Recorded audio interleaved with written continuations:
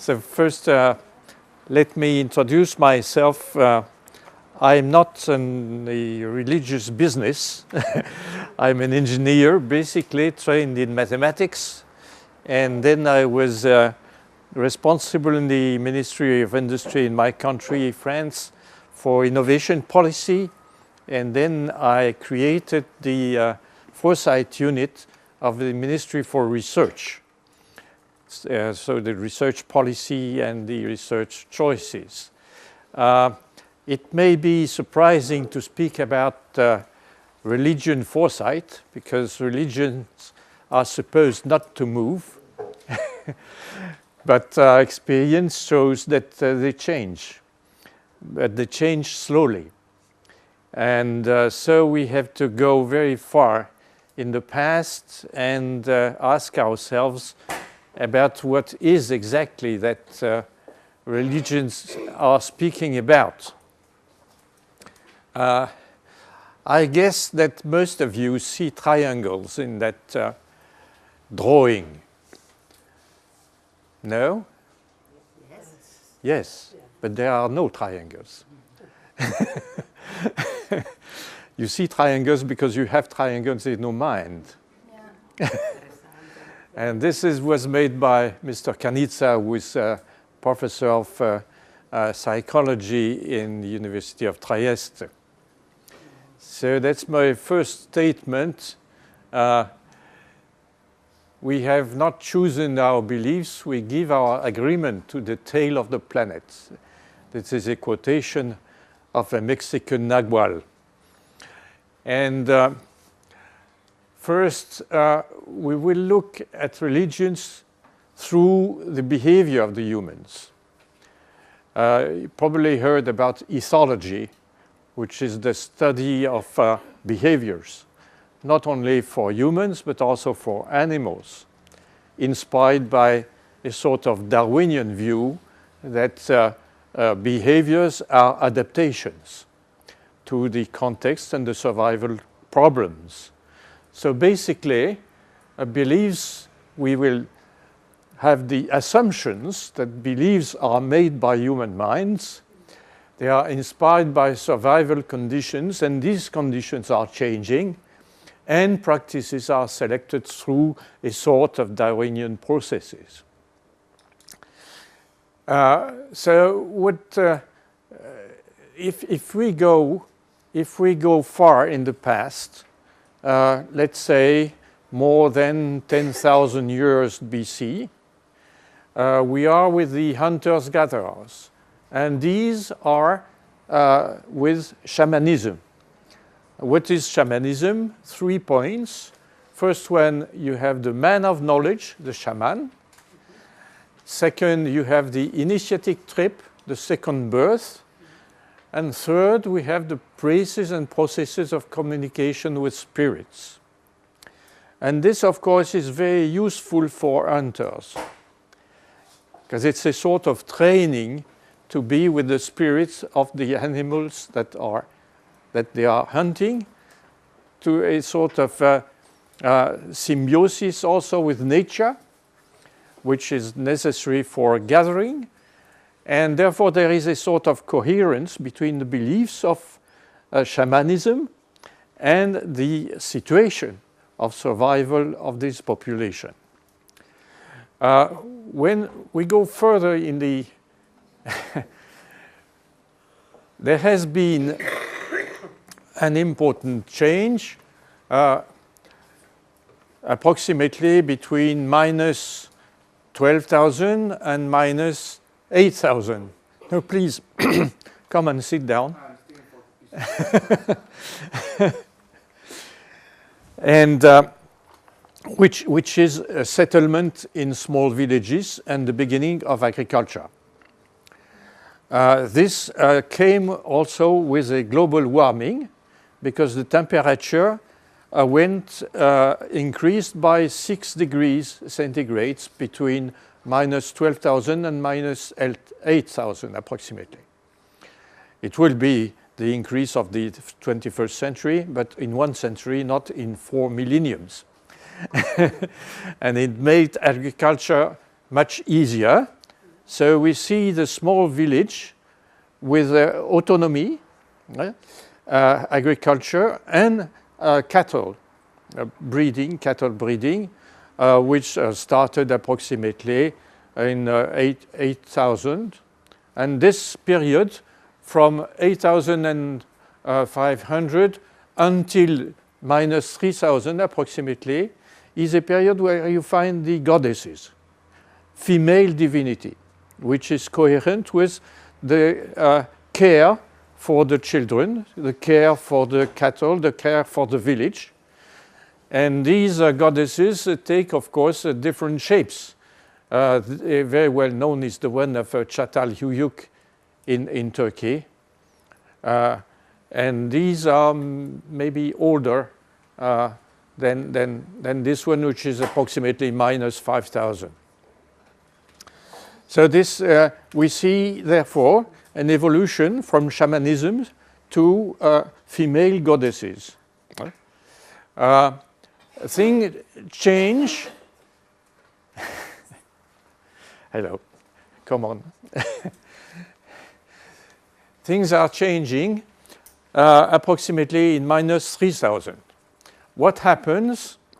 The selection of seeds makes surpluses in Mesopotamia, which is a very fertile region. So the surplus, what do you do with that? You bring it to the market. To have market, you have first towns, urban developments, around 3,000. That's very surprising because the basis for food is the village. So why the people are going to the town? Because they want to exchange the surplus of the village. It's not a scarcity, it's only surplus. It's the contrary. So markets, and then if you have markets, you have accounting, calculus, schools, metrology, check and courts and writing. All that is a great part of what we call civilization, and it starts in Mesopotamia approximately at that period. And you have also caravans for the trade to carry, because the camel and the horse are domesticated at that time, tamed in English, domestication. Therefore, what do we have? We have a quite different way of thinking, and a change that is well described by Epopeia of Gilgamesh. What says this Epopeia? Says Gilgamesh is a very powerful king, and he hears about another guy who is a very strong person living in the forest called Enkidu. So he sends a prostitute to bring Enkidu to the town. Then they fight and they become the best friends. But Enkidu gets ill and dies. And Gilgamesh is inconsolable. He carries the body of his friend, and he goes and sees the old wise man, whose name is Utanapisti, and he asks, how can I have immortality? How do you get immortality? And the answer of Utanapisti is, build an arch and put on the arch a couple of all the animals, and then you will survive the flood. So it has been, of course, copied by the writers of the Bibles. But the idea was very important, because it says, first, it's not your immortality of yourself, it's the immortality of the ecosystem. And second, it's very precise technically.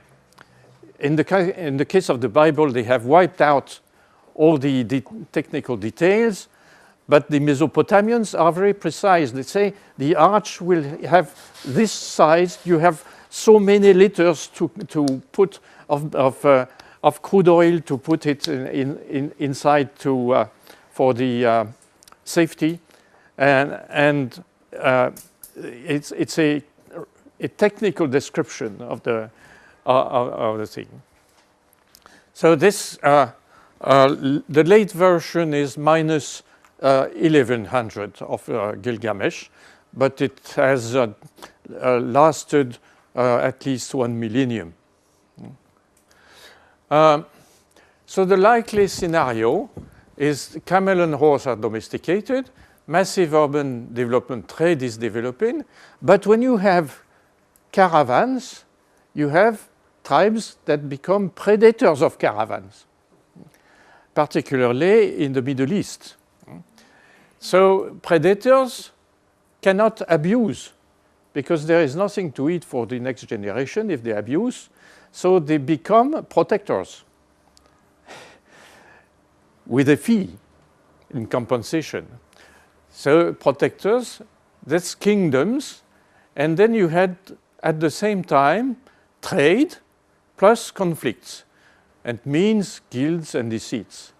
And then happens something very important in the religious evolution, that someone comes and says, no, an upper level is needed where the truth is to be claimed. And this man is Zarathustra. You can say it in another way, because it's not very precise. Oh, I'm sorry. In the in the ancient Vedic time, let's say minus 1700 or something like that, you had the devas and the auras. Auras were the divinities for might, and devas for knowledge. So this message of Zarathustra says, well, we shall join devas and auras, because we will have one sole divinity, which is solar divinity, called Aura, because he is an aura, Mazda, because of the light. And so he is described as an illuminated person that says you don't have two powers, one for knowledge and one for strength, I would say, kingdoms and physical power. You must have one soul power. It's a sort of beginning of monotheism, but there is an important controversy about who invented monotheism, as if it were a progress. I'm not sure it's a progress. So, of course, the Jews claim for that, the Zoroastrian claim for it, and, well, maybe some other. It's not... So merging knowledge and power. And what happens is that, I'm sorry for the contracts, it's not very, very good here. But you can read, yes?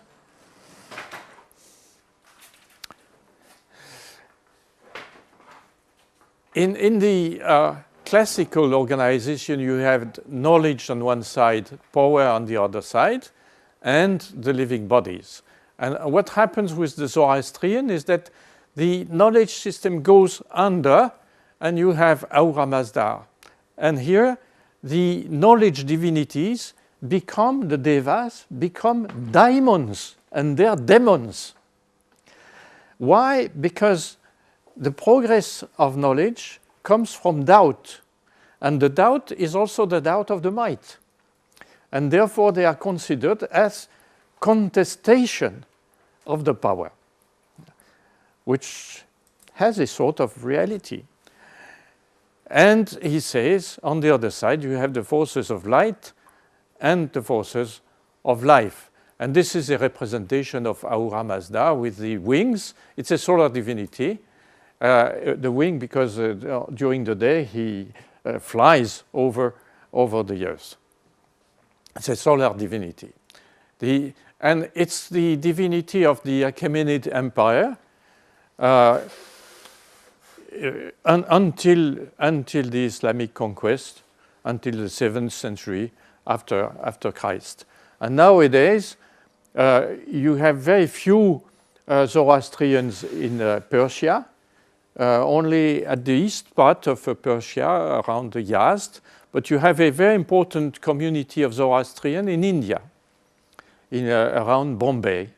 They are approximately 150,000 people, but the richest people in India, the great companies of India like Tata, are ruled by Zoroastrian, Tata and Birla and so on.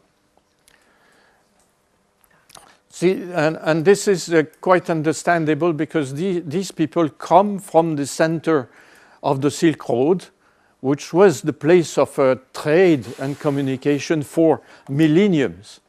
And therefore, they have I would say, the culture of industry, trade, and business.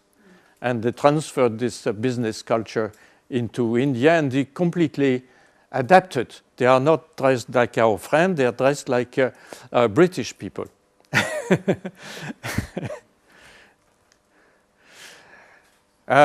In the post-Vedic India, the drawing goes the other way, the Brahmanic. You have the three functions in India: a protection of the life, Vishnu, creative destruction, which is Shiva, and spirituality, Brahma. When you look at the mystic people in India, called the sadhus, they divided approximately half and half for Shiva and for Vishnu. Gandhi, for instance, was in Vishnuite trained. And Shiva is the creative destruction, is the dancer, is the sort of life power, I would say, the creativity and so on. Yeah? Can you go back with the photo before? Yes, please. Thank you so much. Okay. Yes? And this, I think this is important. We will go back to this kind of scheme later. Another important period is the 6th century before Christ. In the 6th century before Christ, there is a sort of simplification movement worldwide. Worldwide. In China, it's Confucius and Lao Tzu.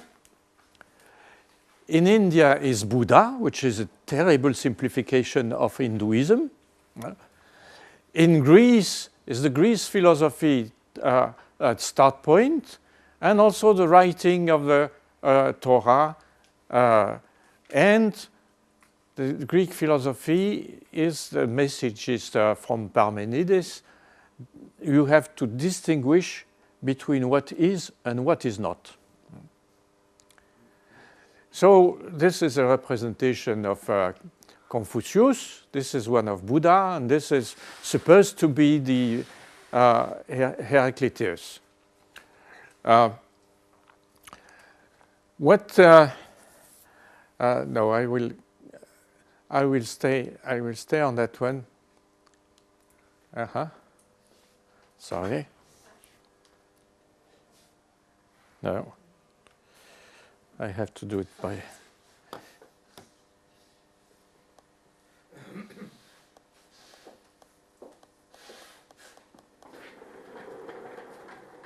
Oh.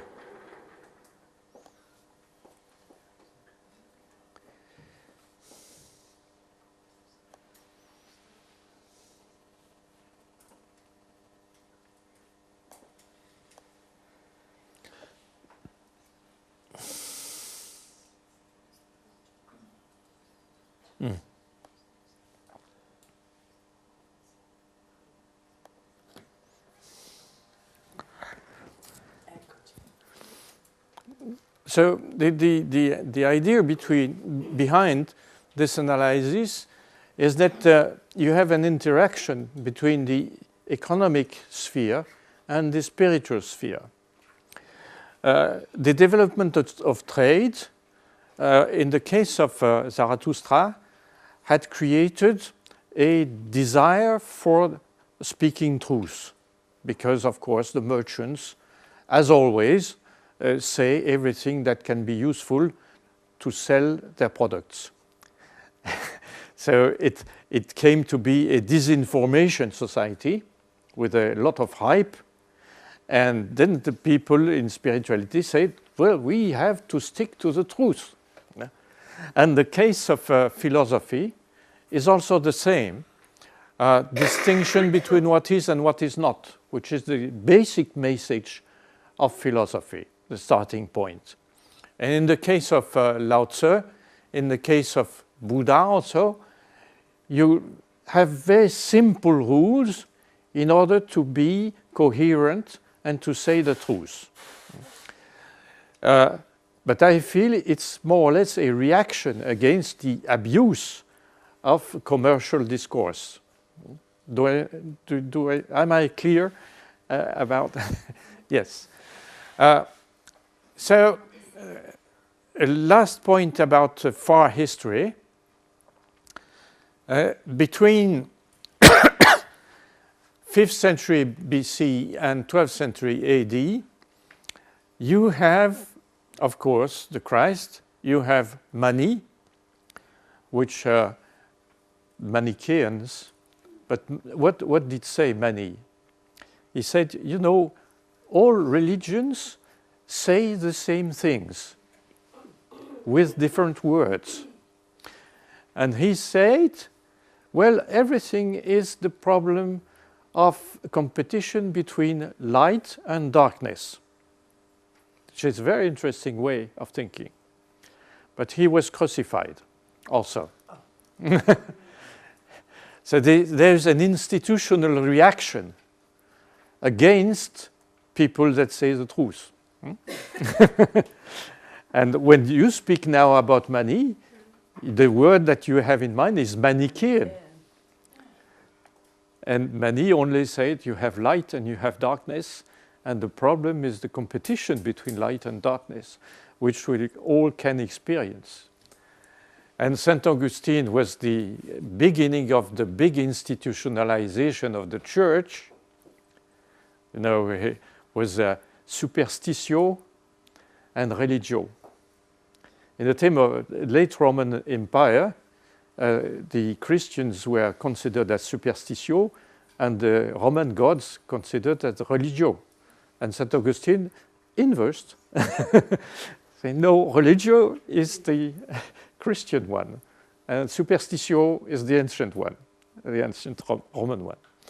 And then you had also, of course, Muhammad. I'm sorry for the quality of the image, but where did Mani live? Where? In Persia.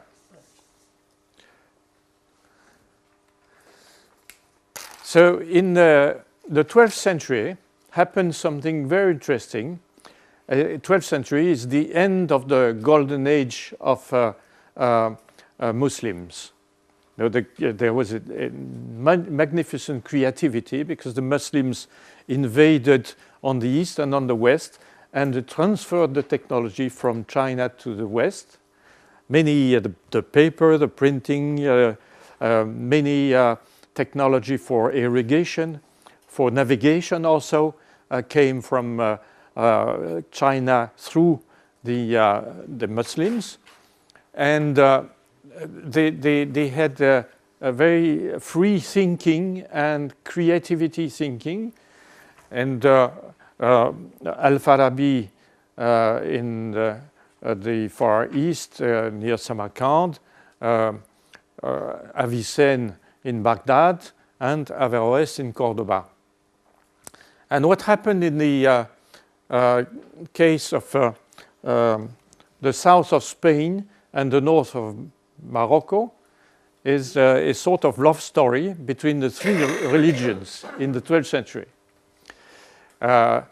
the King Alonso X translated the Greek through the Arab communication system and the Arab philosophy. You must have in mind that until 13th century, when you were talking in Europe about a philosopher, it means an Arab, because most of the philosophy came from the Arabic culture. And so these people, Alonso ordered the translations of the Arabic texts, and particularly of the ancient Greek philosophy. Averroes was at the same time a doctor and a lawyer, and Maimonides, the guide of the was one of the Jewish philosophers, told Al-Andalus, and all these people said approximately the same thing, which can be synthesized by this word of Ibn Arabi: man is the pupil of God. Man is the pupil of God. And if he is the pupil of God, of course, he is sacred. It's the preliminary of the Bill of Rights. And this is, I relate that to Alberoni's work. I guess Alberoni is still a teacher here in Milano, no? Yes. Alberoni has made a very important input in the innovation theory, which is the native state. He has studied first the love stories between his students and described very precisely how it happened. And his book is called L'Innamoramento. It's a very great success because everyone wants to know about that. But he expanded his theory in a second book called The Genesis, published in 1993. And he said every social movement starts by what he called a native state, a state of confidence, when there's a sort of fluidity in communication, and it's called a sort of love story between the people, even if it is only, I would say, mental or speech communication. So this is very important because every institution starts with a love story, and then you have progressively ossification, rigidities coming in. And it happened, of course, for the church. In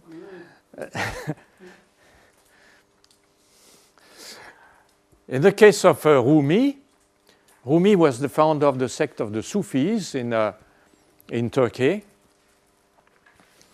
And Ibn Arabi, who came from the south of Spain, he was, I think, born in Cordoba, came with his father to visit Rumi in Konya in Turkey. And so they came, the father first, of course, and the son behind. And Rumi saw them, and he said, "Oh, here is a lake followed by an ocean."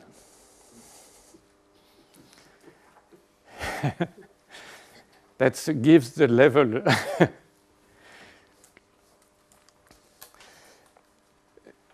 And of course, at that time, after this 12th century story, you had a stop in the Islamic evolution, which is called the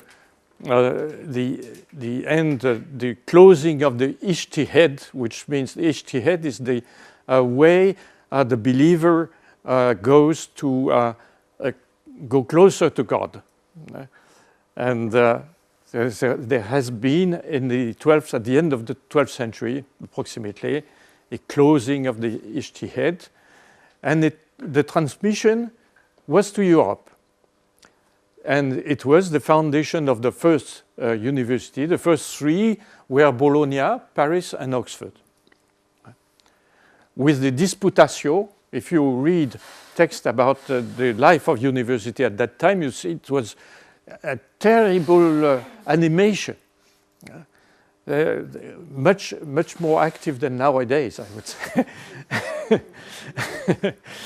It was called the Disputatio at that time in Latin. And on the other side, there was an institutional reaction against this freedom of thinking, which particularly involved the church. And all these popes were called innocent, including the last one, Innocent IV, who published how to torture the heretics. So they invented at that time all the methods of the Nazi that used in the 20th century, of the GPU and all that. Church inventions because of conservation of spiritual power, which has nothing to do with spirituality, of course. So a summary of this first part of the discussion. We don't know the exact time where Zarathustra lived. Maybe it was 15th century BC. Maybe it's 8th century or 7th century BC. Maybe it's something between. There is a discussion about that. But in 6th century BC, we know that all these people were there. In the 3rd century AD with Mani, he was a Gnostic in Alexandria in Egypt, and 12th century AD Al-Andalus, and 18th Enlightenments, maybe the planet. So every 9th century you have a change, approximately. And it's similar messages. Zarathustra claims for truth, Socrates too, but he drinks the poison. The Christ chases the merchants out of the temple, he's crucified. Many, all religions say the same thing, he is racked. Muhammad chases the merchants out of Mecca, it's the same point with Christ. If you look at the life of Muhammad, you see he was completely fed up against the superstition of that time. Because there was the black stone in Mecca, and the pilgrimage around the black stone, they stored every superstitious device, all around, and he was fed up with that, because he said it's not real, it's not the real faith. The God is much more simple than that. And of course, also many people of science were executed afterwards. So this, I'm sorry. This is, I'm sorry, it's in French, but you can understand easily. These are the globalization. So I will have a first stop here in order to have a small discussion, and I will make a second stop afterwards, because I don't want to occupy the time, and I want you to ask or to say what you feel. So,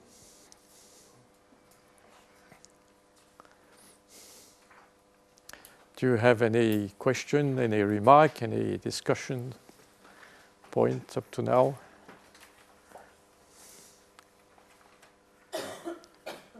Yes?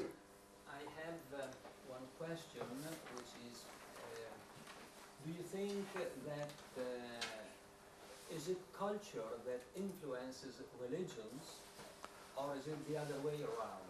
Is it religion that influences cultures? Or is it a silly question? There's no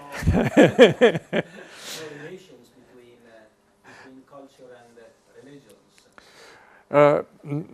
My personal approach would be that survival questions influence the religious beliefs. When I talked about the gatherer hunters and shamanisms, I said, well, it's shamanist practices are a sort of preparation for hunting. It teaches you how to be in harmony, in empathy with the animal that you will hunt, you see. So it's very useful for hunting. And hunting is necessary for the survival of the tribe. So when you talk about culture, you can also say that culture is influenced by survival conditions. But at that time, maybe religion is a part of culture also. In many cases, it's difficult to distinguish clearly between religious practices and cultural practices. Though in our times, we have a tendency to separate things, because you have institutions. But institutions are only a small part of religious attitude. And in most cases, they do not include so much spirituality. It happens, but it's not probably the only place where you have spirituality. Am I clear?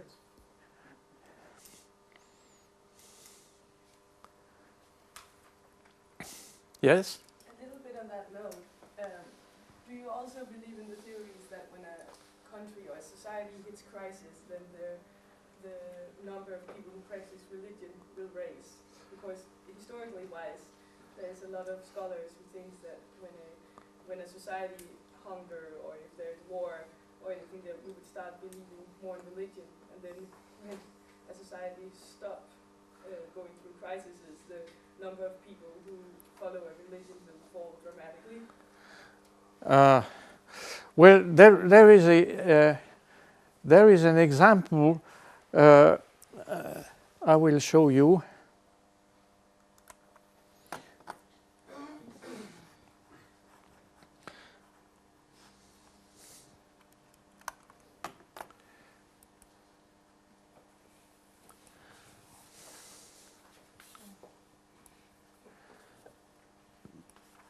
Which is the case of the Middle Age.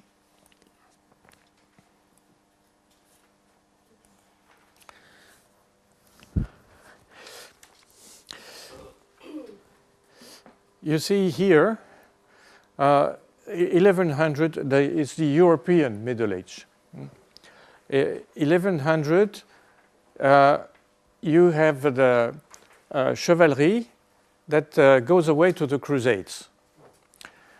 And what happened is that the people that ruled the feudal domains instead of the chivalry practiced differently. They start to go to the markets, and they start to use the iron not only to make weapons, but also to make plows and useful things for agriculture. And they also cut the part of the forests. And therefore, here you have because of the absence of the ruling class, which is going somewhere in the Crusades, you have a huge development. And in 2 centuries, the population is multiplied by 3. Density of population is multiplied. It's a period of high prosperity until 1300. In 1300, there is first in 1316 a crisis, hunger crisis, and the Great Plague in 1348. And the population that had tripled is divided by 2. And the end of it is called the Renaissance. It's 1480 approximately. But in here you had the development of Inquisition. all these I showed about the decision of the church to pursue the heretics was in that period. Here you had the peasants that killed the nobles because they were considered as responsible for the hunger and the plagues. Also the 100 Years' War. Also the war between England and France is going on then. So oh yes, it's approximately 100 Years' War. It's approximately there. Yes. Yes, you're right. So you had hunger, plague, and war. The three limitation of basic limitation of the population, which is not ours. Ours is contraception. We have a curve. We are approximately here. We have a curve that will probably follow that kind of shape. But because of contraception, of generalization of contraception, not because of hunger and plague. But we'll come back to that point because there is something to do with some movements in the world nowadays. So it's I don't say you're right or wrong, but it's a little more complex, I think. See what I mean?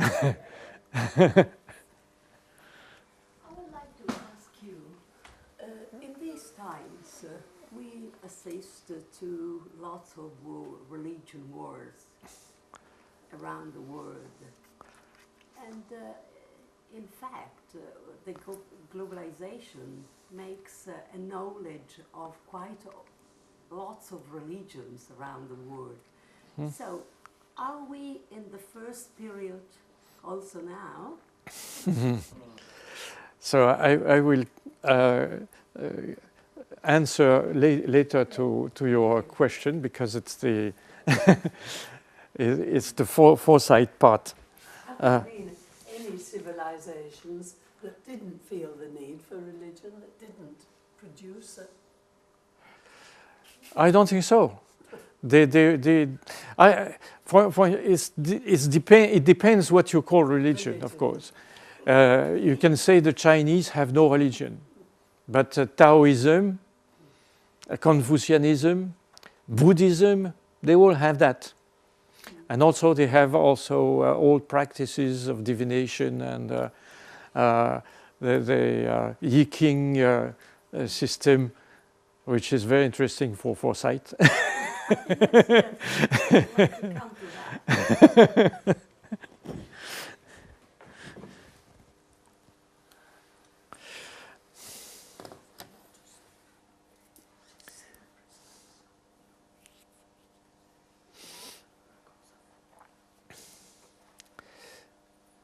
So let's go further.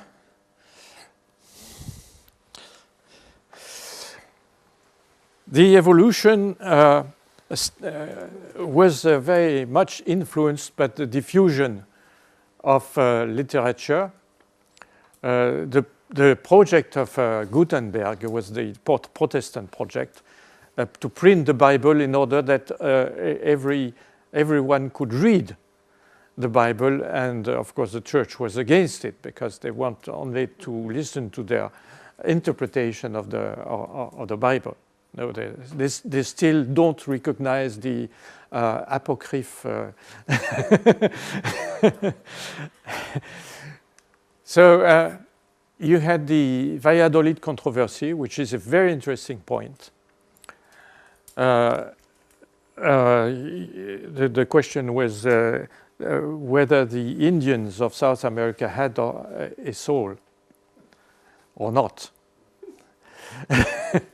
If you don't have a soul, you can kill them. So there's a very magnificent film on the subject, which is called Mission. And it shows what happened, so that the Bartolomé Las Casas came to Rome to defend his point, and they said, in Rome, they said, well, we understand you, probably you're right, but we can't follow you. So that's institutional logic, I would say. And then you had another diffusion by printing, which concerned in the 18th century not only literature, not only information, but also technology. This encyclopedia of Diderot, 25,000 copies, spread out all over Europe, 8 editions. So it was a diffusion of the existing technology, which is very detailed. Manufacturing of furniture nowadays still use the drawings of the encyclopedia to make classical furniture. And the Industrial Revolution can be summed up by the 4 poles. That's the main result of our work, that when you have a global change of technology and society, you have 4 poles that move: materials here, energy here, structuration of time, the time scale, and the relationship with nature and with the living sphere. 4 poles. So we have put it on the cross like this. And in the case of Industrial Revolution, this horizontal bar was dominant, materials and energy, and is still dominant. The idea was we have to be like masters and owners of nature, which is this drawing from Fukuda, which is a Japanese designer, shows. So the basic Cartesian philosophy is the subject and the object. 2 poles, not 3, as you had before. 2 poles. And it's scientism, the subject of science, and the object being everything. And you had also the structure of Bentham, panopticon. You heard about Jeremy Bentham? Yes. It's a British philosopher, and he said, I've got a technology which is able to allow a small number of people to care for a very big number of people. And so you have prisoners here around. In the tower you have the guardians. And when you look at the cell from the tower, you can see everything. But when you are in the cell, you see the tower, but you don't know if you are observed because you have things to hide inside the tower. So it's a machine to see everything, a furtive power. And now you have cameras in the streets and all kinds of observation systems which remind the Jeremy Bentham's organization. And Bentham says, well, I have invented that for the prisons, but of course it can be useful for the 3 locations when you have to look after a great population by a small number of people, which is the hospital, the school, and the prison.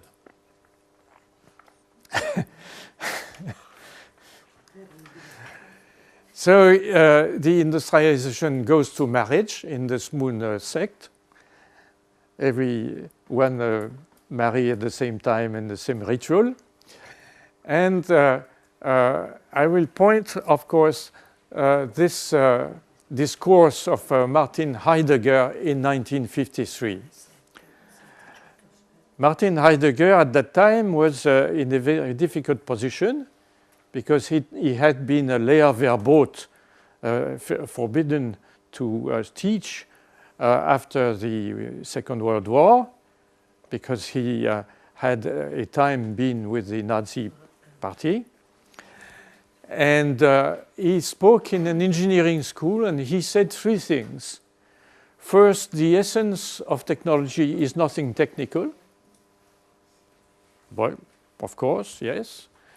The essence of technology is the being himself, which is a very strong statement for a man who has spent all his life to search about the being.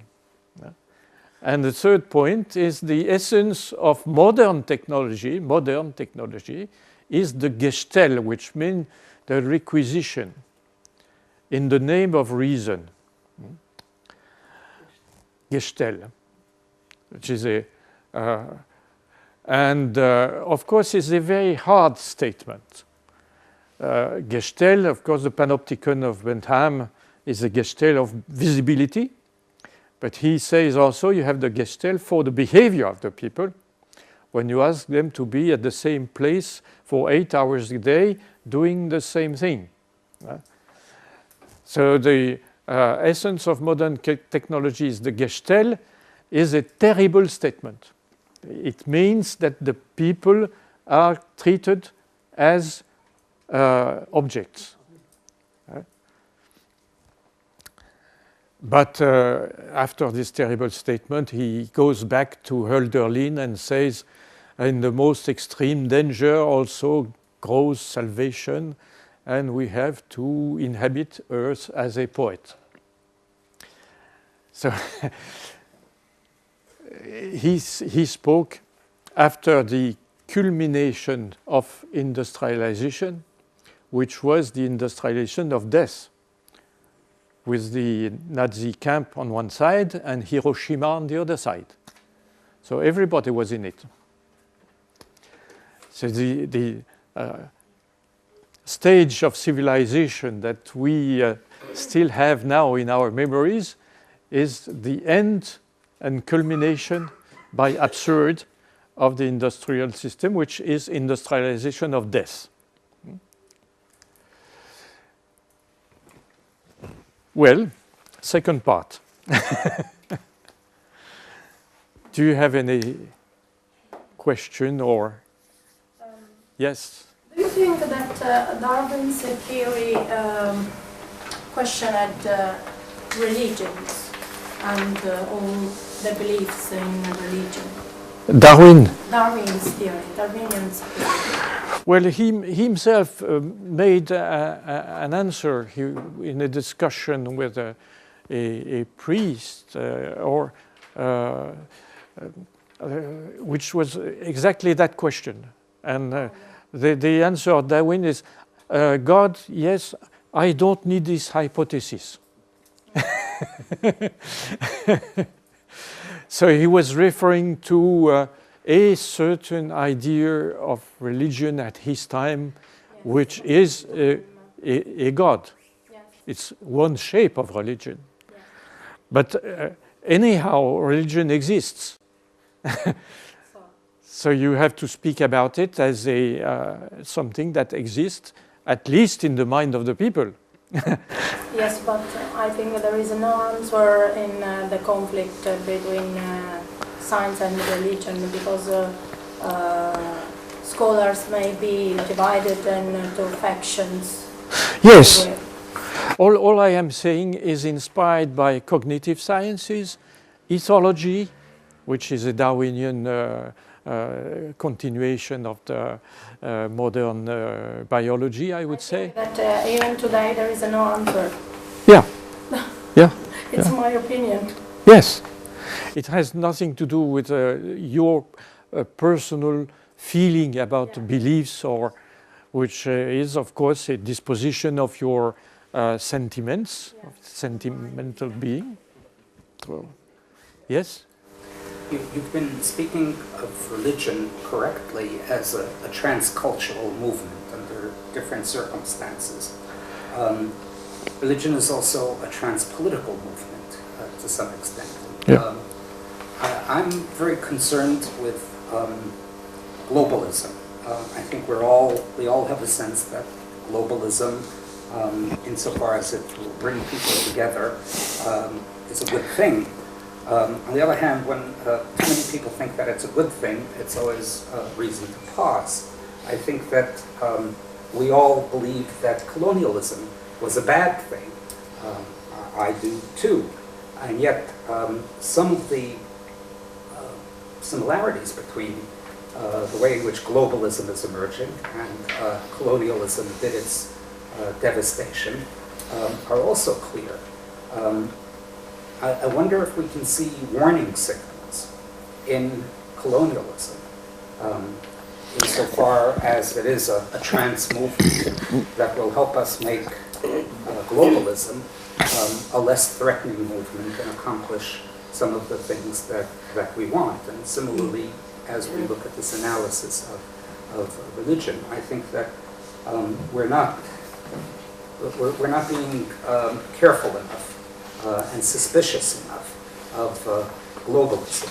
And when we give this, wonderful schema of religion over thousands of years, it seems to me that we should look more carefully and see what's going on with globalism in particular, not only in relation to what it does to religion,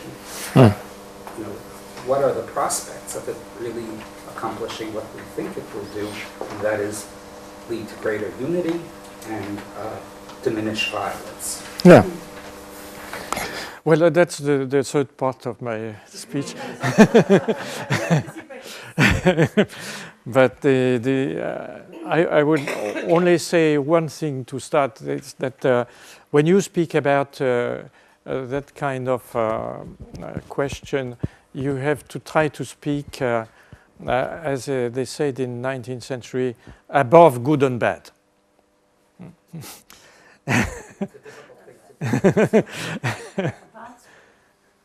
Good and bad. You wanted to? Yeah, but it's a completely other remark.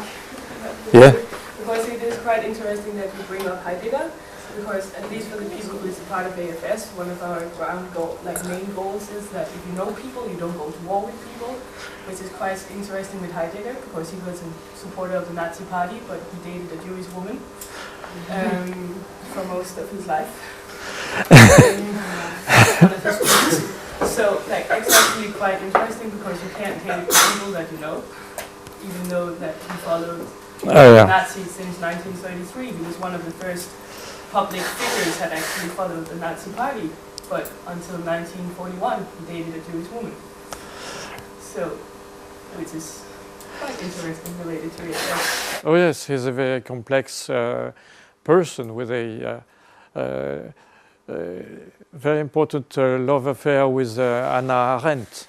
Yes, who published letters. But here it's really the philosophical part of his work. I think he was cheated by the Nazi discourse at one time. Everyone has, I would say, failures. There is nobody is perfect, as said in the film,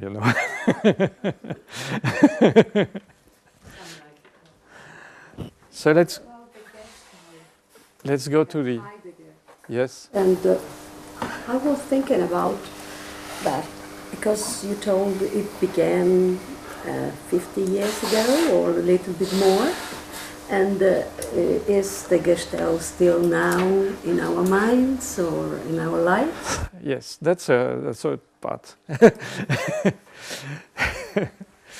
So the idea that since the beginning of 1980s, we made several inquiries about what's going on in technology. And the idea is that we went going out of the industrial system to a new civilization with the four poles that were changed. Not only the materials with the terrible variety of new materials, not only the energy with the different production systems and networks that are now international ones, but the basic questions were the ones of first, the structuration of time.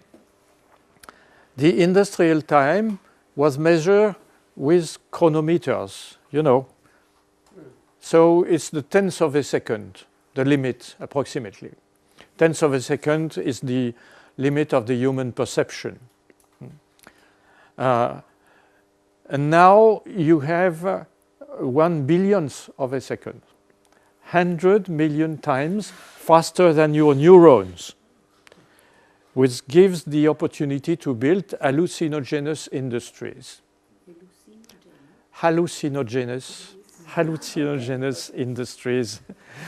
And also, of course, the bioecology question, which is the disequilibrium between mankind and nature. So this vertical axis is now dominating the problems of our civilization, and the industrial axis, which was the horizontal one, is second rank. It exists, but it's second rank. Okay? And this cognitive revolution is, of course, very important for us, according to religions. The globalization, the first globalization was the Silk Road, by land.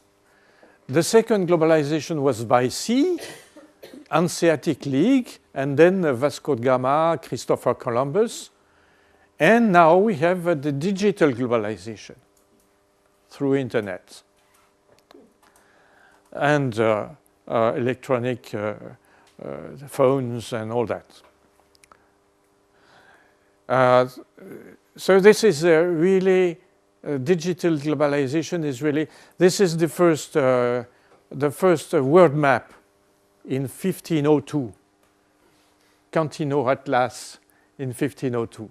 Only 10 years after Christopher Columbus. So you see they have a map of South America, and they have also lines here to give the way to the navigation, because they wanted to create a permanent, you know, the Vikings had been in North America at the 10th century. So it was not a discovery, Christopher Columbus, but it was the creation of a trade route, I would say, new Silk Road, I would say, going to the west.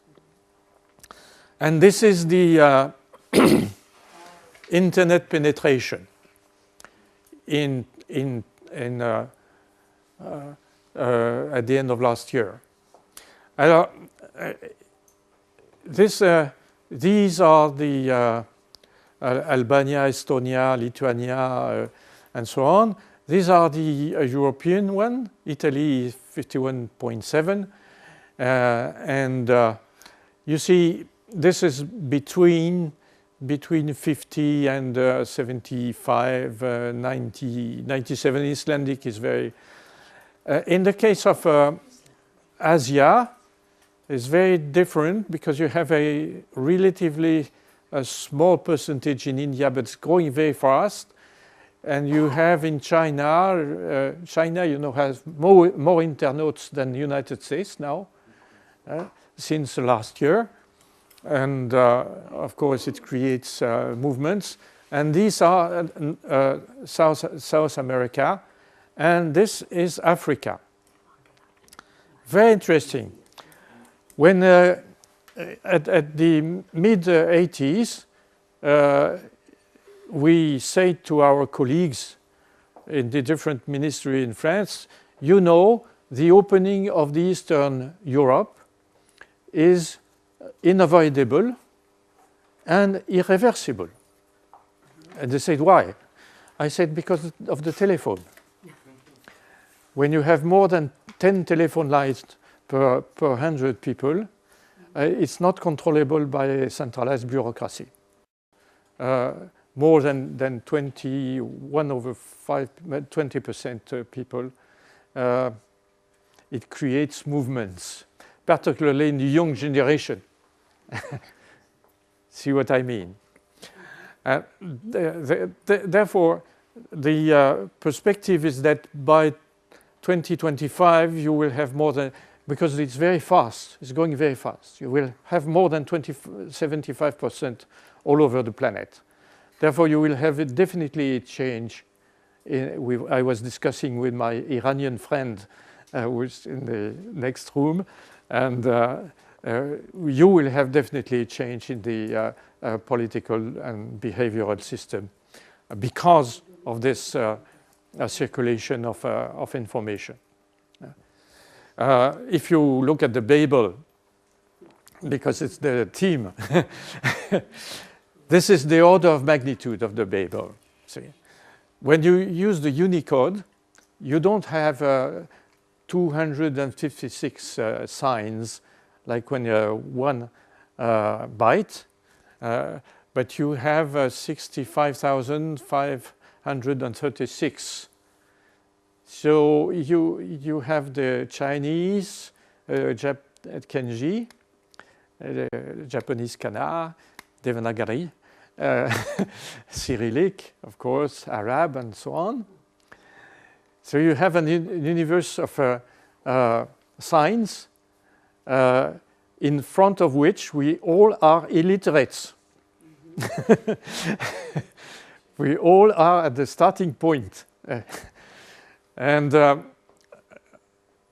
also, if you look at the languages, a language would have 60,000 words, and you have approximately 6,700 languages all over the world.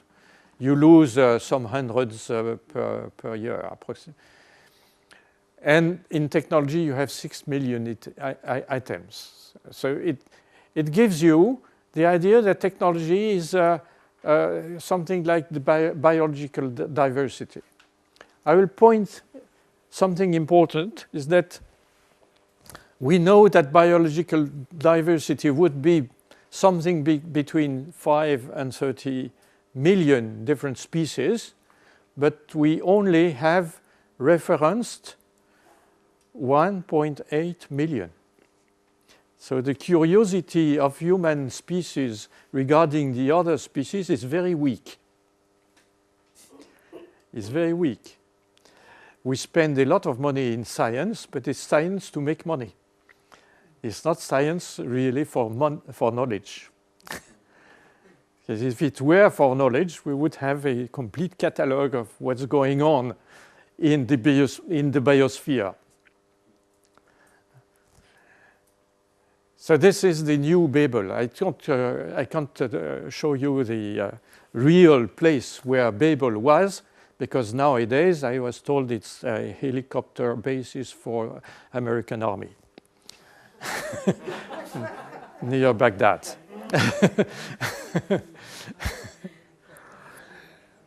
And we are not living in an information society, but in disinformation society. And this, of course, ruins the classical economic theory.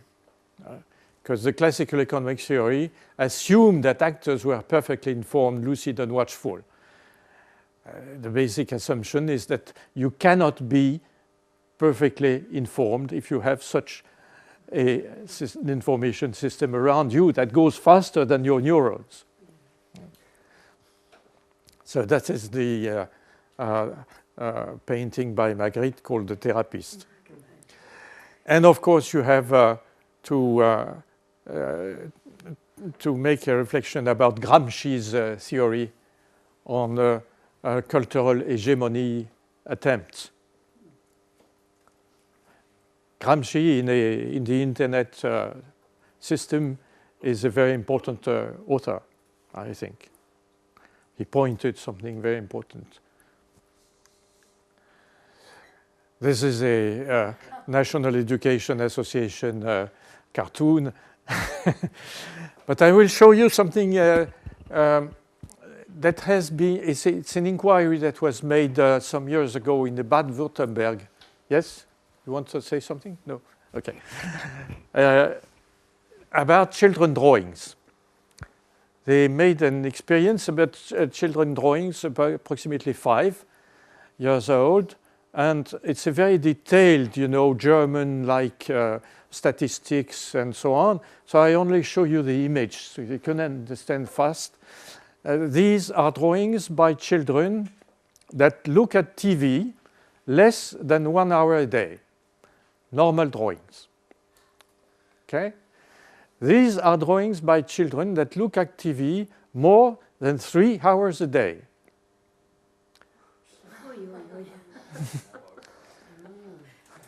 What happens? People. Any little information, they only see the general image. Yes, yes. The details. Look at this. You won't see it on your TV screen. But what happens? Because the TV management cuts a 3 seconds sequence in order to stimulate the vigilance of the spectator. So with an adult brain, it only stimulates the brain.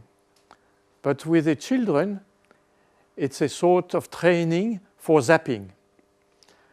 And he cannot concentrate because his brain is trained to change every 3 seconds, you know. So that's completely involuntary. No one has wished to do that, but the result is that. It's a sort of mechanical result of the, I would say, the advertisement society in which we are now. So this is the diversity of beliefs. You see, it's very difficult to make a map of that, and someone has tried to make one is Mr. Huntington, you know, the clash of civilization, and this is the world seen by Huntington.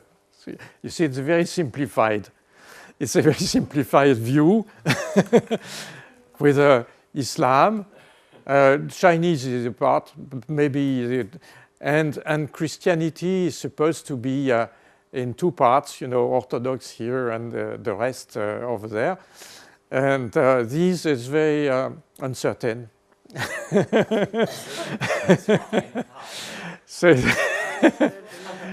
but the Huntington work is a very thick book.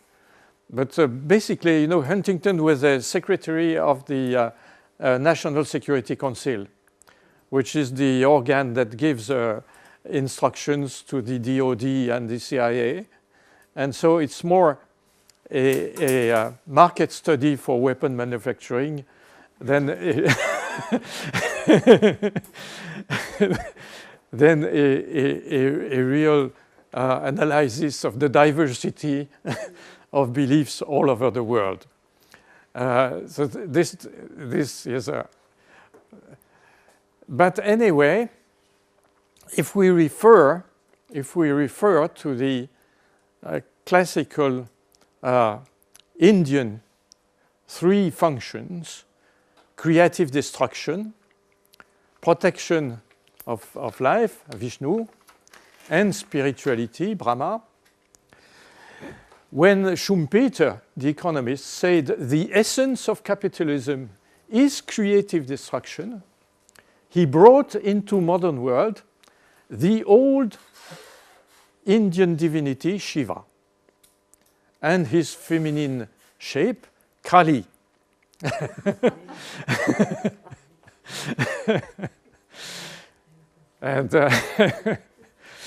And this is the destruction of the Kali's temple, because you had marketplaces all over the place, and what it says excess of creative destruction turns to destructive destruction.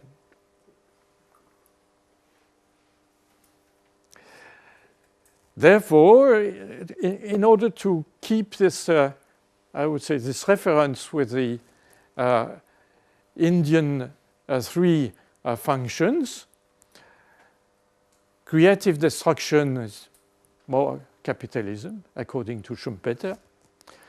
And here you have protection of life, which is the Vishnu, and protection of life is ecology, the ecologist movement.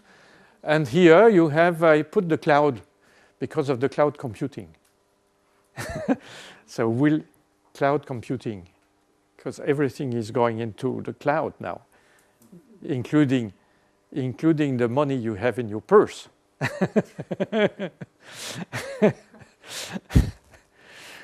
But here I need a question mark. See if really something is happening over there.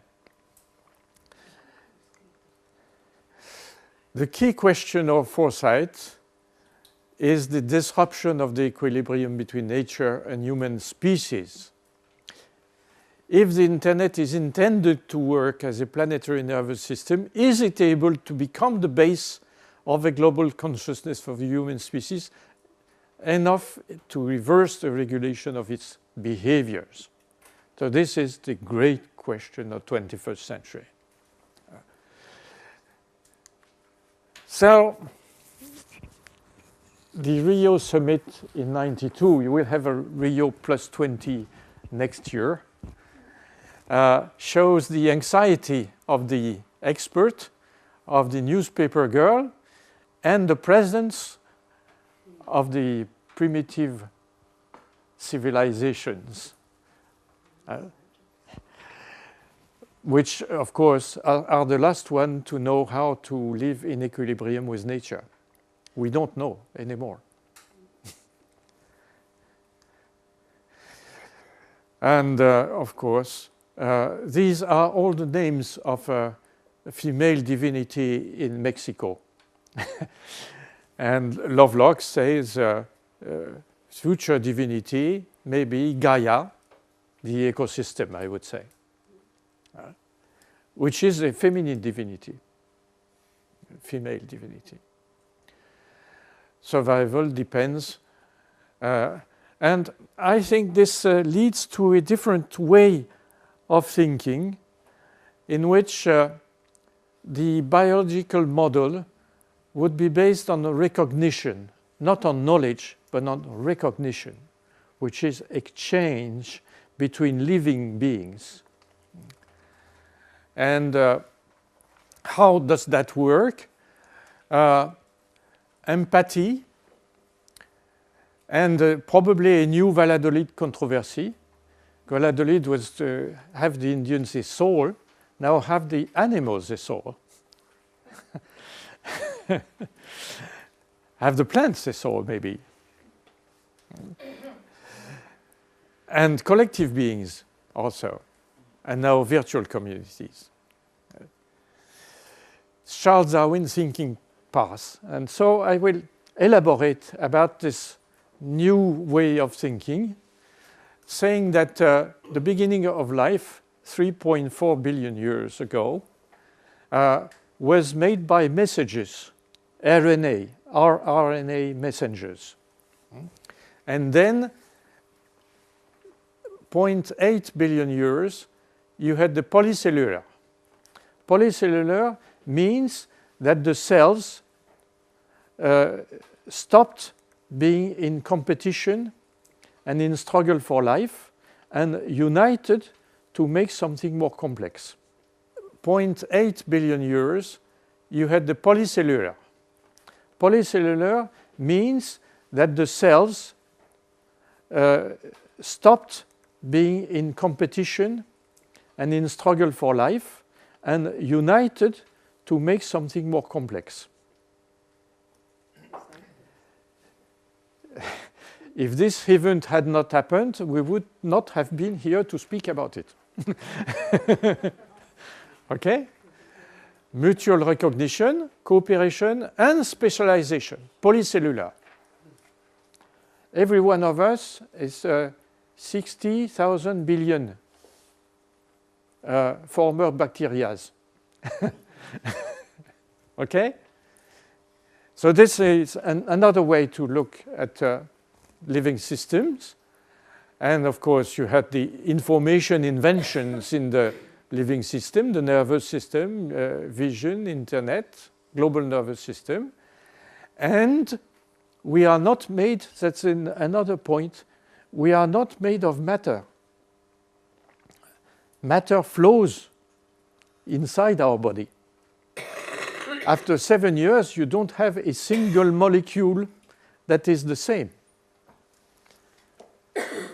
If you put in a human body radioactive molecules, like Yoda or something, after some days it has been wiped out. So you are matter flows through your body. So what are we if we are not matter? Identity is made of communication processes. And in the case of apoptosis, which is the cellular suicide, you may have heard about it, the cell suicide where they do not receive information.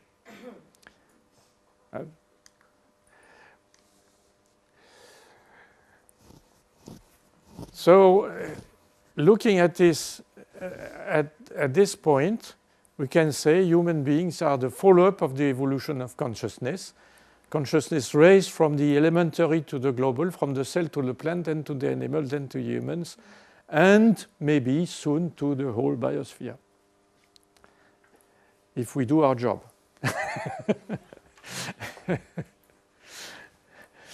So the struggle for life vision shows only a small part of the life, the natural pruning. The essence of life is made of cooperation, symbiosis of cells, individual, organizations, species.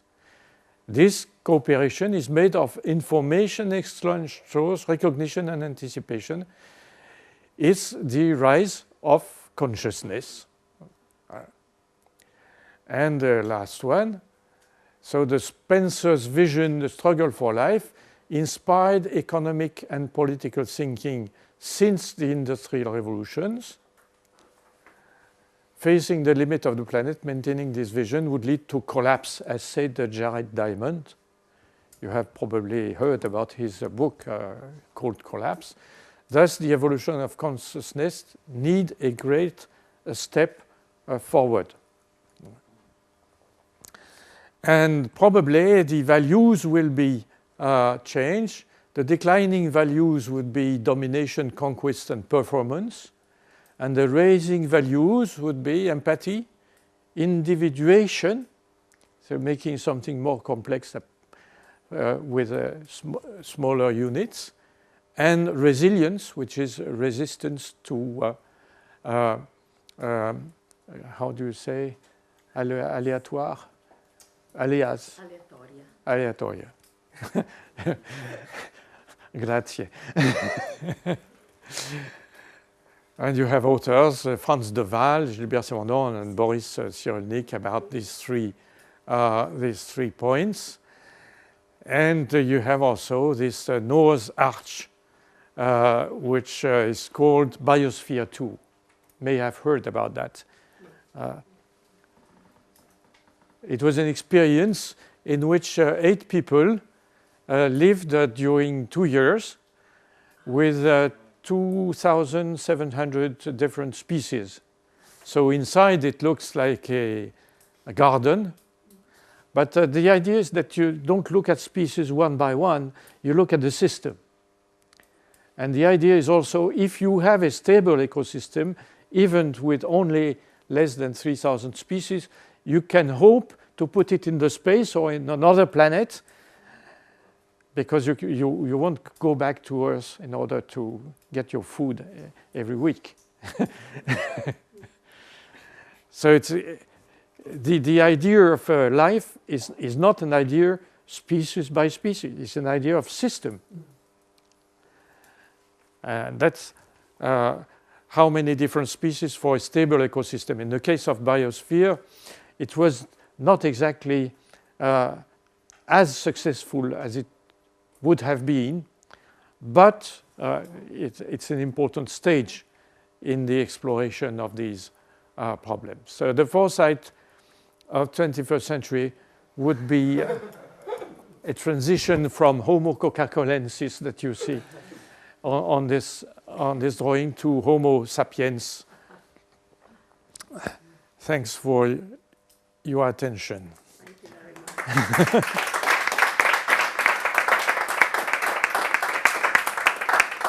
That's the Indian signs for Om. Sorry. Yes. I would like to hear your personal opinion on fossil fuel and your opinion on what could be the impact at the end of fossil fuel in the equilibrium between us and the biosphere and the natural species.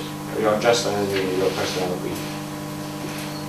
Oh, My personal feeling is that you have many different possibilities regarding energy. Renewable energy exists in many places. Of course, the most exploited until now is the hydraulic energy. You have hydraulic energy in Europe by the dams. You have in South America, which has very big dams also. In the case of Himalaya, it's very, a small part of it is only exploited. And you have the possibility also to capture the solar energy, the wind energy, the wave energy, which is very seldom tried. And you have also the energy from the plants, renewable energy from bioproduction. So the idea of fossil fuel is only because it was easier at the time fossil fuel was available. Up to now, we know that during 21st century, we will come to scarcity in fossil energy, not in coal. Coal would last at least for 2 or 3 centuries. But of course, the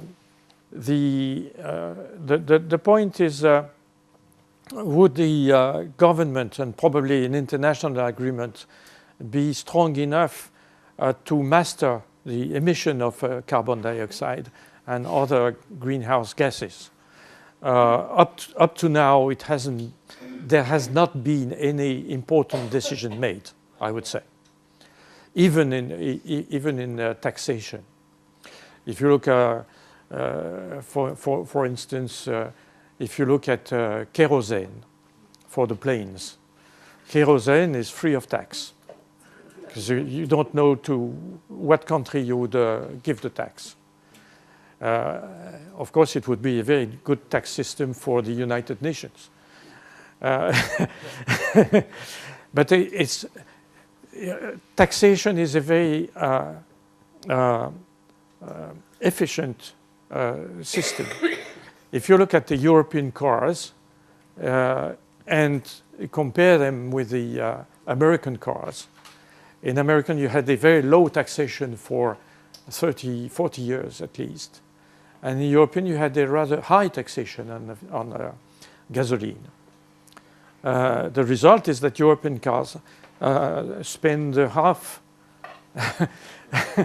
the quantity of gasoline as the American ones. Yeah, but it's more probably that we end the fossil fuel before we start seriously political renewable energy.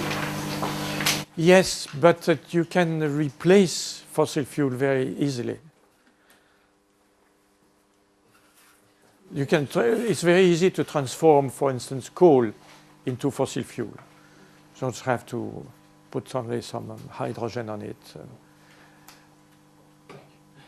And also things extracted from the plants. It's a problem anyhow, because in some countries, Indonesia, for instance, has sacrificed her rainforest to make trees that will produce fuel. And that's I would say, concern for the whole planet, because tropical rainforest is the major source of biodiversity.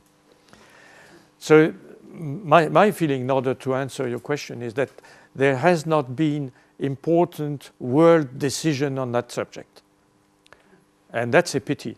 If we have, probably I would be very clear, we have to change that. It's probably one of the top priority in the technical field, I would say. Yes? I would like to know, what do you think about the theory of I had in my mind? You told before that we passed through a specialized technology era from an holistic way of thinking. I suppose that the people at in their minds from all times, the holistic thinking are favored in managing the new world?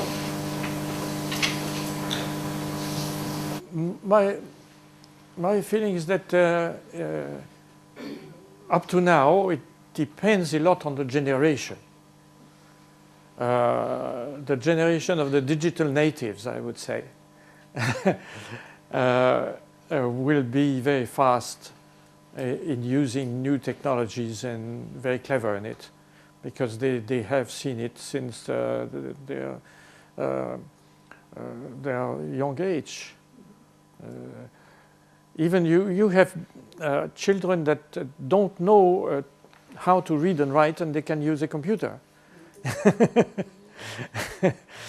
So it's a completely different society that appears, and I'm too old to talk about it, you see. I can use, of course, the computers, but I think the very big change will be by the generation that has now 20 years old, or something like that. So we can mean that the old generation have no time to pass the knowledge to the young generation about this topic sometimes. Partly. Everyone has knowledge to transmit, of course, experience to transmit. Because when you go older, you make relationship between things that in the former stage were different, and you see correspondence. And as I made in this presentation, it's very things that are considered as completely far from each other. You find that the structure fits, and so that you do when you grow older. But the cleverness with the use of new technology and the way to use it to create artistic movements also, you will have that from the young generation. Yes? Good luck to the young generation. I think it's very interesting that we start our discussion from religion and we arrive to internet. It's kind of very, very interesting. And internet is a way to get to know a lot of stuff. I think it's wonderful, all the stuff that you can know with the website and so on. My question is, since religion was always a way to answer to some question, and internet give you a lot of answer, of course different from the one that the religion can give you, will internet influence the way that young people really are going to relate with religion in the next year? It's a very good question. My point, because on the other side, we know that there are no society without religion. None in the history, I think there is a society without religion. And this change, it's really, really interesting, because of course it's our life. Yes. Yesterday night, I said, well, about this female divinity, I should put also this goddess from Çatalhöyük. Where can I find it? Çatalhöyük on Google. And you have the goddess in there. But I knew that there were a goddess in Çatalhöyük. And so it's not simple to answer to your question, because you can have a lot of data. If you don't have the way to find the data that you need, if you don't know if it exists even, you can only rely on a random exploration. And random exploration in internet shows you everything, and after 3 steps you have other things in mind, and then you cannot stick to to your goal. You see, that's the. I think it's a big problem of sort of schizophrenia. The other question I didn't mention is that we in our society is also in a fetishism. And the great fetish of our society is money.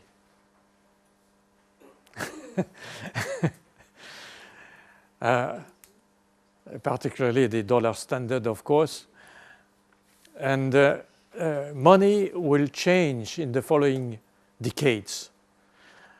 What is happening just now is that telephone companies are starting to make subsidiaries for first money transfer and then money storage. So they will compete with banks. And that means that your payment instrument 10 years from now will be this. And it changes completely the relationship that we have because it will happen also something else, that probably you will not have a dominant money, but you will have monies, several money systems, even money created by the people themselves for their own use or for use in their organization. You can structure an organization by making an artificial complementary money. And the people, the retail stores have tried with the points of fidelity, miles for the air companies, tickets for the restaurant, and so on. So you have a starting point. I have a colleague in Belgium that has referenced 5,000 different monies all over the world. And you, since last year, you have platforms to design monies in order to produce social effects with the money. You have monies for education, for instance. In the case of the first attempt was in Kansas University. The university board found that the students didn't go to the city and had no relation with the citizens of Kansas City. So they decided to create a money, and they called it the buckaroo. Buck, because buck is dollar in slang, and the fetish animal is the kangaroo. So that make buckaroo. And so they gave buckaroos to non-profit association in the city for social assistance. And they said to the students, well, to be at the exam, you have to come back with 20 buckaroos. So the students went in the city and came back with the buckaroos and make a social work with the elderly or with ill people and so on.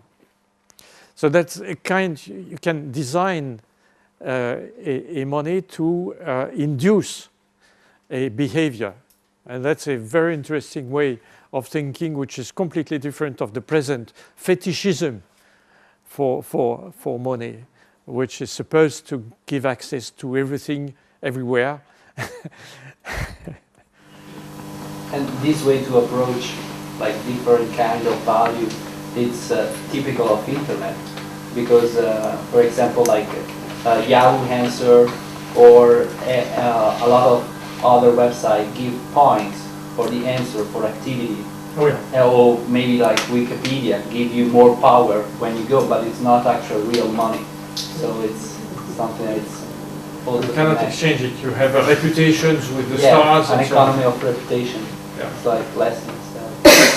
And eBay also reputations. Yeah. I think speaking on the subject of religion, science and society, one scenario is that the religion as it is will disappear. Another is that there will be more clash among the religions. And the third is that there will be a transformation in the, from religion to spirituality, which is the core of religion, is that you establish a connection with that higher power. And there are many ways to go about it. So I think that will stay in the, because it is the intrinsic need of human beings to connect with something greater, a power which moves us, which moves the whole universe. So I don't think that the religion is going to disappear. It's just that the processes will change. But I think what is significant is that as the religion relates to the society, there will also be, as we mentioned, through technology, internet, and information. But information, as he also mentioned, is not knowledge. Information is the way to get knowledge. You need to apply your mind. It's only when the mind interacts with information that you get knowledge. And then knowledge is not truth. Knowledge is not understanding. Knowledge is not wisdom unless it is put into practice in one's life or in the individual life or social life. So I think that will always remain, the need for wisdom, the need for experience, the need for realizing what is good for us and what is not good for us. Technology has always been there, and maybe it will get more and more advanced, but I think it's a question of how to use technology, for what purpose.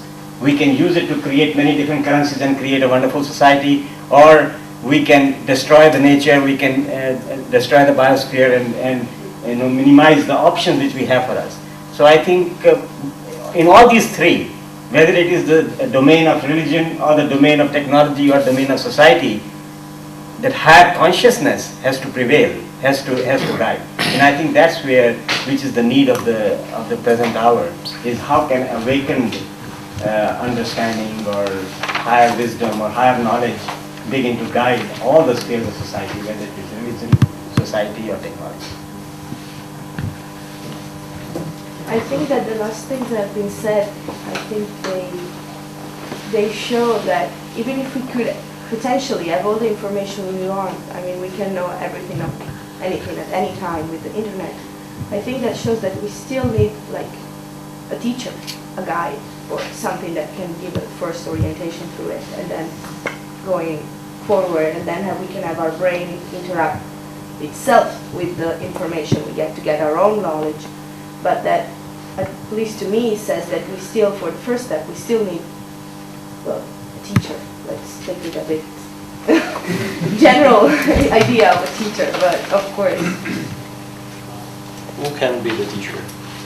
Well, but it still means to me that even if there are people who believe we can count on culture and information in schools, it still means that at first we need a guidance. Look at those drawings of the children. Okay, they have the TV. We cannot deny the TV. It's in our reality. It's something that it's irreversible. Like the opening of Eastern Europe, it's there. We cannot go back to it. But so, mine is that we still need somebody for those children that has such a great contact with television to help them go through the step of not being able to concentrate. We cannot take away the television from them. It's fundamental in our society nowadays. I mean, I don't like it that much, but that's the way it is. But it still means that for those children, then we need to find a path of, I mean, the society, I don't say we, but to help them go through that and get back to the drawing that the first kids did, because that's just something in their mind. But for the newer technology like atomic energy, who can guide us through this process? That means that we still need the research. We still need to go and keep searching and doing research, and as he said, not money to science to make other money, but money to science to make knowledge.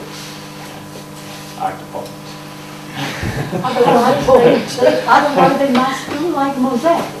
I have been told that Mosè went to church the books up to the mountains and left the tribes down, and they built the calf. with the money they want to make a new territory, a new world. They use the money to build a calf. And so when Mosaic went down and saw that, he realizes that the people, the tribes he had with them, were not prepared to the new world. And so he walked around for 40 years till the tribes were ready with the mind for the new world. So we hope that not the destiny of the new generation. Well, the legend of the golden calf is very present. Yes. In our world. Yes, I suppose it is very present. Yes? I have one question. I might be wrong, but it looks like that the development of technology in the last 2 or 3 decades developed so much for, let's say, matters related to the planet, to our life in this planet, even if we know that the Earth is just a very, very small, infinitesimal part of the universe. While until maybe 2 or 3 decades ago, there were efforts to develop the technology to go somewhere else and to explore the universe. And I think this has something to relate also to religions and to understanding the development on this planet. How do you react on this? Do you agree on the fact that maybe we have found with the means of today a limit to our technology to go out of the universe, and so we are developing inside, or what? Yes, it's a very complex matter, because I think that consciousness has made a step when you had diffusion of the images of the Earth seen from the sky, by satellites. I remember the first step on the moon. My son was less than 1 year old, and it was 3 o'clock in the morning in a time in Paris. So I woke him up and put it in front of the TV to look at that. He couldn't understand what was going on, but and of course the consciousness of the ecosystem is very much stimulated by the images coming from the sky. And nowadays we couldn't imagine the global consciousness of the planet without these tools that give you the information clearly in your eyes, because you can see your car in your garden with Google Earth, but you can see also the damages made to forests in Indonesia with Google Earth, you see. And that gives to any citizen of the planet the feeling that he is a citizen of the planet, not only of the small nation state where he has his passport, and that he should also care for that, because everything is interdependent. And it's a chance that the tools have given this information. That first, of course, as you know, the space conquest was made for military purposes, and then for telephone and telecommunication transmission, TV, and so on. But nowadays, it has been also worked on the other way, as a tool for observation by the basic citizen of what's happening on Earth. And I think it's a very important step, because you not only think with your speech, you also think with your eyes.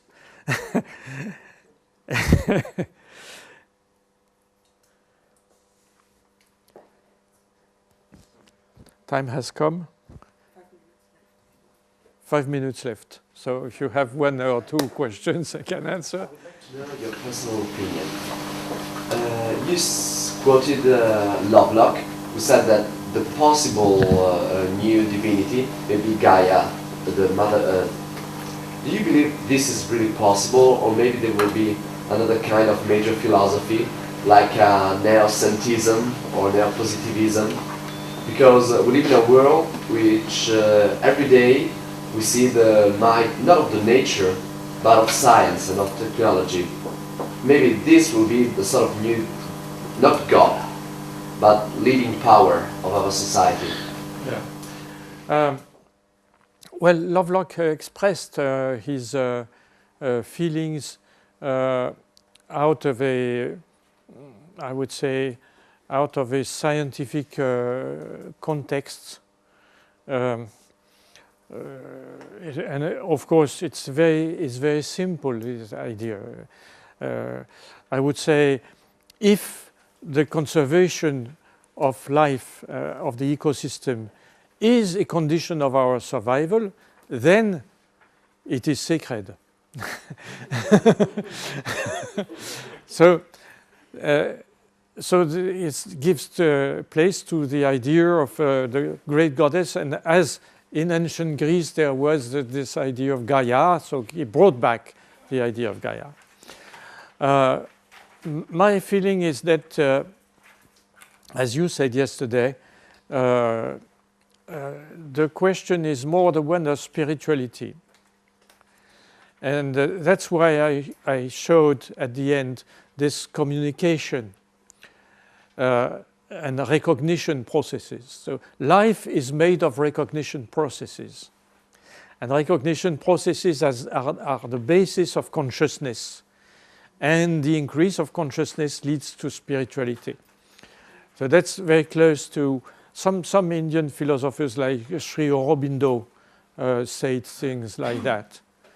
And if you feel that consciousness starts at the level of the cell that communicates with the other cells in order to build a human being that is a complex being, and that human beings are communicating with each other to build more complex organization, and that if this organization communicates with the plants, with the animals, and so on, you may have a raise of consciousness that is planetary, then you go, I think, more to spirituality than to catch an antique goddess and say, this is the new worship, you know. Interesting, because you said about Greece, there was this Mother Earth goddess. But in Greece, I studied this because I was interested in it. The idea, it's in this period of time, in Greece there weren't any script or anything. So we can retrace back the history of that period and of human consciousness through the myth and mythology. Before, there was the chaos, and then there was the Mother Earth, the earth and the sky. And at that time, we can think that from the moment that only the earth and the sky were present, people were just cave dwellers and didn't have any other point in nature to look at. Then there are the different generations of Greek gods. And first of all, the earth and the sky. And then there was the time when people... Chronos, yeah, when people study, it's interesting also because the word for man in Greek is anthropos, which can be traced back to anathrosko, which means to look up in the sky, so to see the stars and to understand the time. And now, when there is a change in human consciousness, there is also a change in the religion. So from the two major gods of earth and sky, the Mother Earth, there is Kronos, the time, and all the other titans. And then there is another change when from the with the time you understand also agriculture, breeding, and now there is something else. From the moment that you don't, there is agriculture, you don't need to move anymore. Then you can settle somewhere, and so there is the beginning of cities. In this context, you need then groups like families. And so there is the new generations of gods. For example, Zeus. Zeus, from the etymology, means probably two, the couple, the couple. So, with the religion, I believe you can trace back the history of a certain ethnic group. In ancient Greece, Mother Earth was at the beginning, when nothing was known, not even the idea of time. So this is why I feel I don't feel comfortable with the idea of a new Earth where Gaia, the Mother Earth, will be the goddess, because it would mean that we would have lost all the other knowledge we had. Yes. We would have a different idea of it, but not the same. I don't think it would be possible. Yes, a very interesting approach, yes. Thank you. Thank you. Thank you.